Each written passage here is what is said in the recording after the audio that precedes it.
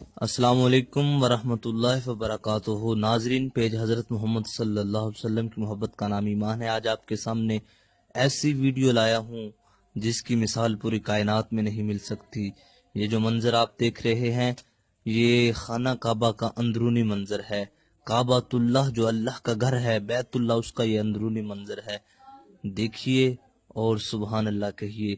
یہ وہی منظر ہے جہاں میرے نبی کریم صلی اللہ علیہ وسلم آ کر اللہ کی بارگاہ میں سجدہ ریز ہو کر اپنی گنہگار امت کے لیے دعا کیا کرتے تھے۔ اللہم اغفر لی امتی، اللہم اغفر لی امتی، اے اللہ میری امت کو بخش دے۔ سبحان اللہ۔ اگر یہ ویڈیو پیاری لگے تو صدقہ جاریہ سمجھ کر دوسرے مسلمانوں کے لیے شیئر کر دیں۔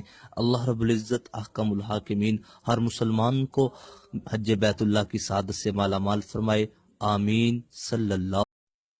السلام علیکم ورحمۃ اللہ وبرکاتہ۔ ناظرین، پیج حضرت محمد صلی اللہ علیہ وسلم کی محبت کا نام ایمان ہے۔ آج آپ کے سامنے ایسی ویڈیو لایا ہوں جس کی مثال پوری کائنات میں نہیں مل سکتی۔